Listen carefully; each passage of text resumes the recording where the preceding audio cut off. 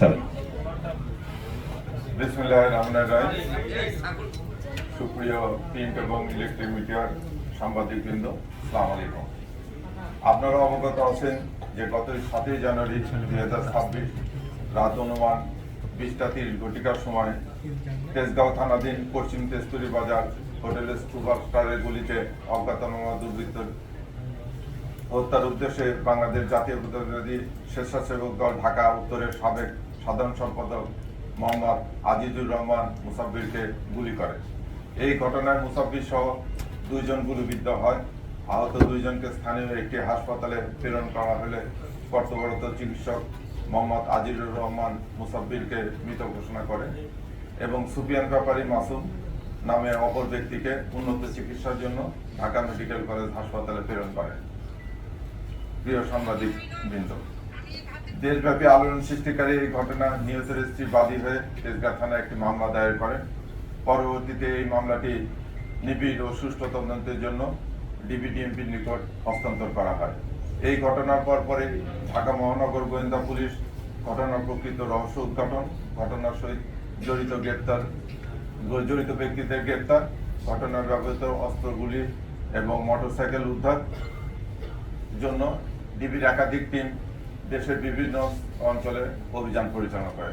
ঘটনাস্থল থেকে আমরা সংগৃহীত করি সিসিটিভি ক্যামেরা ফুটেজ।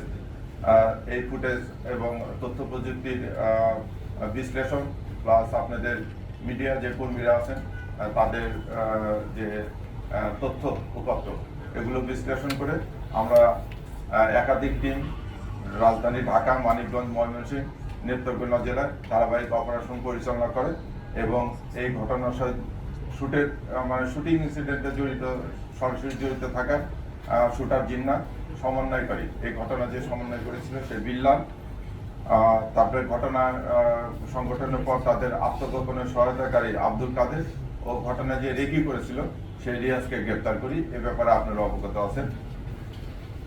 পরবর্তীতে চাঞ্চল্যকর মামলার সুষ্ঠু তদন্ত শুরু থেকে আমরা অত্যন্ত গুরুত্ব দিয়ে তদন্ত করছি। ঘটনার পিছনে সম্ভাব্য কারণ সমূহ চুলচেরা বিশ্লেষণ, গ্রেপ্তারদের কাছে প্রাপ্ত তথ্য পর্যালোচনা করে ঘটনার ব্যবহৃত আগ্নেয়াস্ত্র উৎস অনুসন্ধান সহ পলাতক অন্যদের গ্রেপ্তারের তৎপর থাকি। এরই ধারাবাহিকতায় শুক্রবার 23শে জানুয়ারি নরসিংদী জেলার মাধবদী পৌরসভার মনোহরদী থানা এলাকায় জনক শাহজাহান খলিফার ভাড়াটিয়ার বসতবাড়ি হতে মুসাফির হত্যাকাণ্ডে ব্যবহৃত 2টি বিদেশি পিস্তল, 2টি ম্যাগাজিন, 12 রাউন্ড গুলি সহ হত্যাকাণ্ডে অংশগ্রহণকারী অন্যতম শুটার রহিমকে গ্রেপ্তার করা হয়। এ বিষয়ে নরসিংদী জেলার মাধবদী থানায় অস্ত্র আইনে একটি মামলা দায়ের করা হয়েছে। মামলা তদন্ত চলতেছে। আপনারা জানেন যে সামনে আমাদের জাতীয় ইলেকশন, এই ইলেকশন কে